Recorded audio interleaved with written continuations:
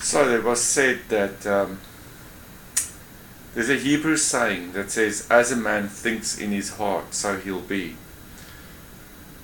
It's interesting that that saying is so true, because what you think sometimes consumes your whole life, and it consumes who you are. And if you think failure, then you can also so easily become failure, believing that you are good for nothing. Like someone can say to you that, oh, a parent or a teacher or a family member or sibling would just say to you maybe that, oh, you'll reach nothing in your life, or you'll get nowhere, or you're just wasting your time.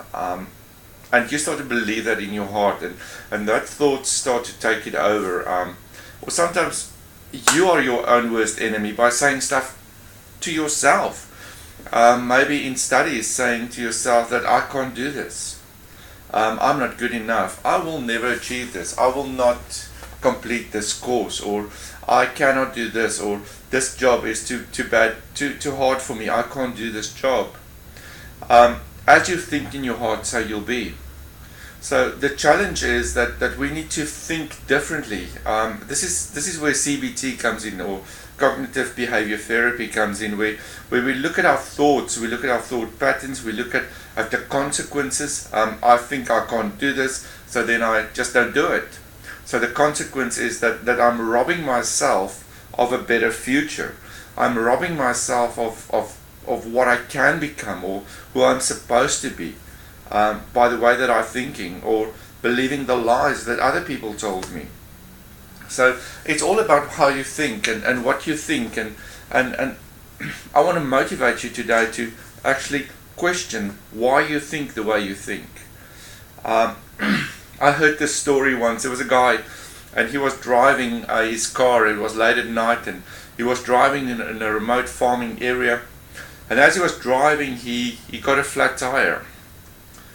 And he got out of his car, and then he realized that he doesn't have a wheel spanner. So as he was wondering what to do now, and there were no reception, it was very remote, it was dark, it was cold. So he saw in the distance, he saw a light of a little farmhouse, and he started walking there.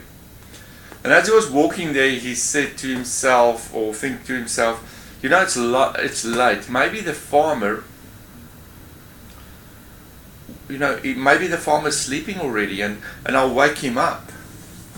And as he was walking, he said to himself that maybe the farmer's sleeping, and I'll wake him up, and then when I get there and I knock on his door, he's a bit upset. And later he thought that maybe he'll be upset and he'll start swearing at me. Maybe he'll swear at me, and then he'll hit me, or he'll punch me, or he'll attack me. And as he got walking, he finally reached the house, and just before he knocked, he said, maybe this guy is upset, and maybe because it's late, and maybe this guy's not in a good mood, and maybe he even starts shooting at me. So he knocks on the door, and a friendly old lady came, and she opened the door, and she opened the door with a smile. And as she smiled at this man, the first thing the man said was, he looked her in the eyes and he said to her, I just want to tell you one thing. Keep your wheel spanner. And he turned around and he walked away. And he waited and waited and waited for a car to come by the next day. You see, his thought, it was a friendly old lady opening the door, but his thoughts actually controlled his action. His thoughts controlled the way he was thinking. His thoughts actually controlled the way that he was acting. And his thoughts actually made him and his night very uncomfortable. So sometimes our thoughts are the ones that make us uncomfortable, or make our life not the way it's supposed to be, make us live not the way we want to live, or make us not have the best life we can have. So my challenge to you is to actually go and think about what you think. Have some reflection time. Ponder on the thought of, why do I do certain things that is negative towards me? You know, sometimes we do so many stuff and we don't even know why. There was a lady that she was busy cooking a chicken one day, And before she put the chicken in the oven, she would always tie the legs of the chicken together. And her little daughter was sitting with her while she was cooking and preparing the meat. And she said to her, "Mommy, why do you tie the chicken's legs together?" And she actually was surprised at the question, because she's like, "I have no idea why I do this, but my mom does it. And I learned that from my mom." So the next time they got together with the family, and she was there with her own mother, she said, "Mom, why do you tie the chicken's legs together when you cook a chicken?" And she said, "I have no idea. My mom used to do it." So your granny used to always do that. And the next time they were together with granny, they asked her the question, and she said, "Oh, it's easy. When I cooked chicken, I had a very, very small oven. And the only way I could get this chicken to fit into my oven was to tie its legs together."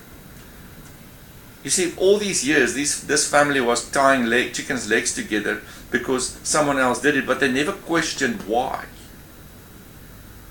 So I want you to actually question why you do certain things, why you act the way you do, why do you believe the negative about yourself. You were created to be an original. Do not die a copy. In you is the ability to change the world around you. In you is the ability to have the best life you can have. But sometimes we rob ourselves of that because of the fact that we believe lies. And maybe it's time for us, even if you study counseling, maybe if you are a counselor, maybe it's time for us to actually do a bit of self-reflection and do a bit of CBT on our own life, on our own thoughts. Because we can have an awesome life. You can have the best counselor there is, or in whatever profession you are. You can be the best.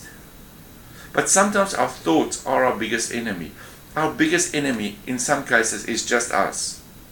Not the guy next to you, not your neighbor, not your spouse, or in some cases your ex-spouse, but you can be your biggest enemy. As the Hebrew prophet said, "As a man think in his heart, so he will be." What do you think about yourself? Just a thought. Just a challenge for the week. Just a challenge for the day. Nothing is too difficult if you actually put your mind to it. Nelson Mandela said that it seems impossible till it is done. That's so great. That's such great words from such a great man. It seems impossible until it's done. And once you've done it, you've realized that it wasn't that bad, or it was actually not as bad as I thought. Have an awesome day. Just ponder on those thoughts.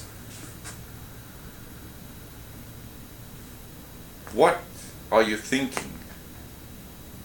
And what can you do to change those thoughts if they are negative thoughts?